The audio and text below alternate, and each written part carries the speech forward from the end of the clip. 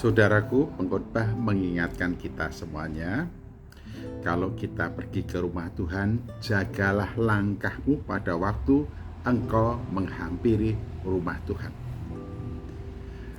Mendengar jauh lebih baik. Kalau menghampiri rumah Tuhan untuk mendengar, itu jauh lebih baik daripada korban-korban persembahan yang dilahirkan dari niat dan juga materi-materi yang tidak diperkenan oleh Tuhan. Oleh karena itu, kita harus merenungkan firman Tuhan ini.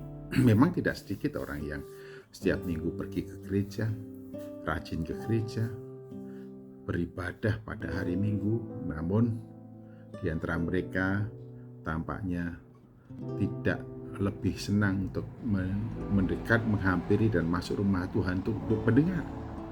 Tapi ada di antara mereka lebih suka berkomentar, lebih suka menilai, lebih suka membanding-bandingkan. Jadi pergi, masuk, dan keluar dari rumah Tuhan, tidak ada sesuatu yang dihasilkan selain daripada ketidakpuasan. Membandingkan si A, si B, si C.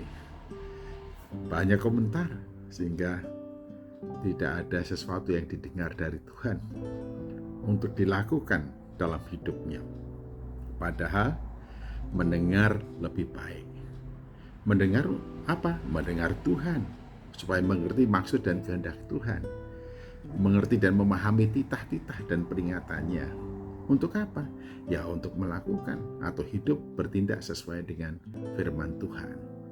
Bukankah ada ungkapan terlebih bahagia kita mendengar dan menjadi pelaku firman daripada kita pergi ke rumah Tuhan untuk menilai si A, si B, untuk menilai acara ini dan itu, untuk berkomentar dan banyak komentar, dan akhirnya melahirkan ketidakpuasan, kejengkelan, kemarahan, atau ketidaknyamanan dalam beribadah. Atau bahkan ada yang mengatakan, kok tidak seperti kemarin, tidak seperti yang lalu, tidak seperti dia, dan seterusnya, dan seterusnya.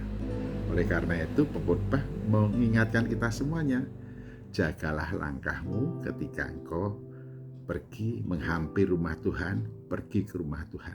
Ingat, yang terpenting adalah menyembah Tuhan Allah dan mendengar apa yang Tuhan mau, sehingga ketika kita keluar dari rumah Allah, kita mengerti bagaimana seharusnya kita hidup, apa yang harusnya kita lakukan, segala sesuatu yang seturut dengan kehendak Tuhan.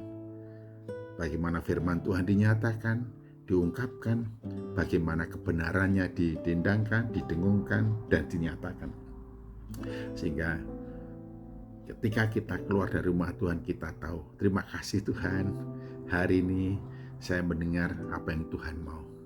Pimpin dan kuasailah hidup kami hari ini dan selanjutnya, supaya tindakan kami, perkataan kami, perbuatan kami sesuai dengan maksud dan kehendak-Mu, sebagaimana firman Tuhan yang sudah kami dengar hari ini.